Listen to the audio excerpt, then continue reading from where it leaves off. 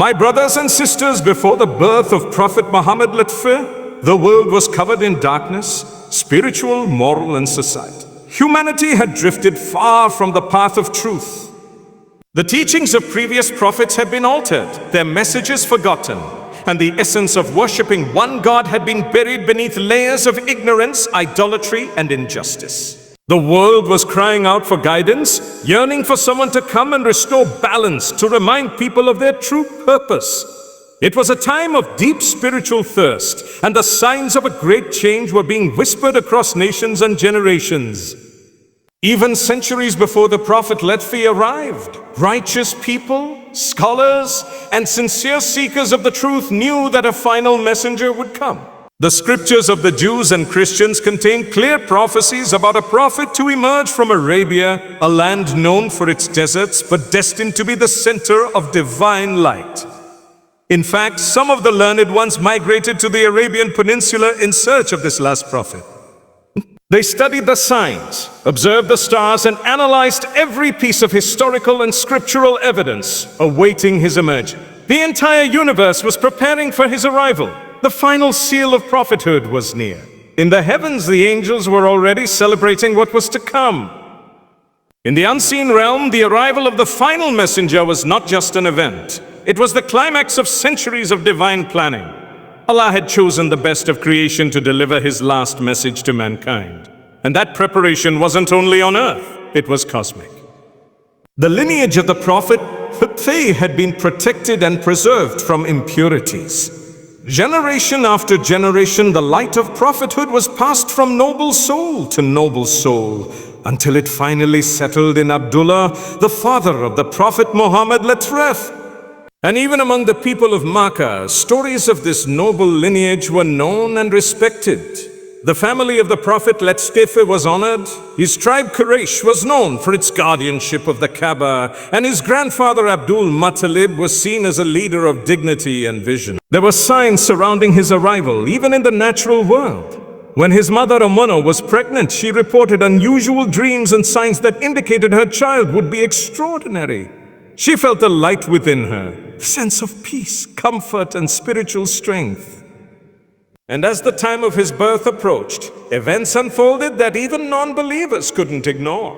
One of the most famous incidents that marked the year of his birth was the event of the elephant. Abraha, the Christian governor of Yemen, marched towards the Kaaba with a massive army and an elephant, seeking to destroy it. But Allah intervened. Birds appeared carrying stones and destroyed the army. This wasn't just a defense of the Kaaba, it was a divine announcement that the final prophet would soon be born and the house of Allah would be honored through him. When the Prophet Lutfi was finally born, he entered the world not just as a baby, but as a mercy for all of mankind.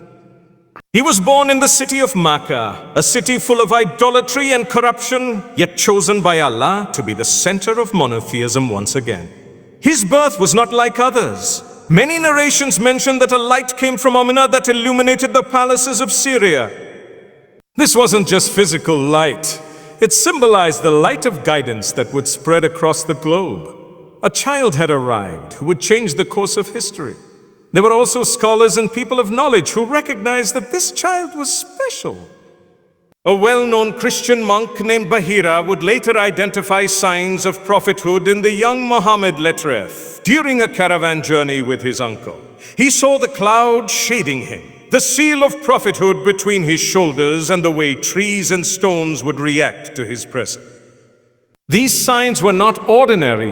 They were confirmations that the long-awaited messenger had finally arrived. But even before that moment, his early years were full of divine care and protection. He was sent to be raised in the desert with the tribe of Banu Sa'd, a common practice in those times to build resilience and strength. There, under the care of Halima Sa'diya, extraordinary blessings followed. Her previously dry animals began to produce milk.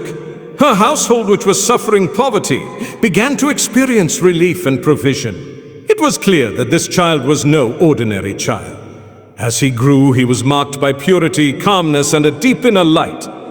Even as a child, he was trustworthy, wise, and never indulged in the corruption that surrounded him. Allah was protecting him, nurturing his heart, and preparing him for the greatest responsibility known to mankind. And this divine preparation wasn't just about physical care, it was spiritual as well. One day, while playing with other children, the angel Jibril came down and opened the chest of the young Muhammad leper FD. He removed a portion of his heart, washed it with the water of Zamzam, and returned it purified. This was the divine cleansing of his heart to ensure it remained pure for the heavy task ahead. The child who would later carry the weight of revelation needed a heart unlike any other, untainted by evil, fortified by faith, and filled with light. Throughout these years, Allah continued to place him in situations that would refine his character, deepen his insight, and expand his wisdom.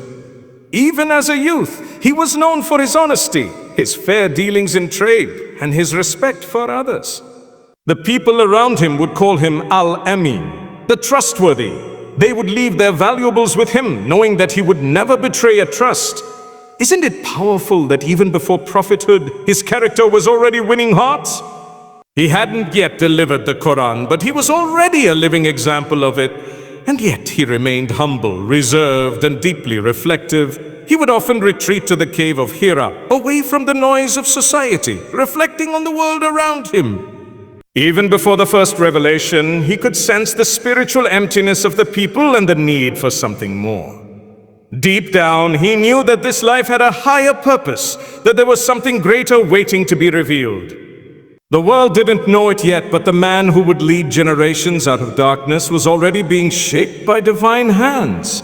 He wasn't a man of wealth, nor was he raised in palaces. He was an orphan raised by his grandfather and then his uncle. He experienced loss, hardship, and struggle, but each of these was a step in his preparation. Allah was raising him to be the perfect role model, not only through blessings, but through resilience. And this resilience would become a hallmark of his entire life. The light before the light wasn't just symbolic, it was real. It existed in his lineage, his childhood, the signs in the heavens and the earth, and the anticipation of those who knew the scriptures. Everything pointed to the arrival of the last and final messenger, the one who would unify hearts, break chains, and connect the heavens with the earth. The Prophet Muhammad was not just a historical figure. He was the answer to the prayers of generations, the fulfillment of divine promise, and the greatest mercy ever sent to humanity. And so when we reflect on the story of the Prophet Lutfi, we must begin by recognizing that his life did not start at birth. It started long before. The world was being prepared. His character was being shaped. The final message was drawing near. The light was about to shine. And when it did, it changed the world forever.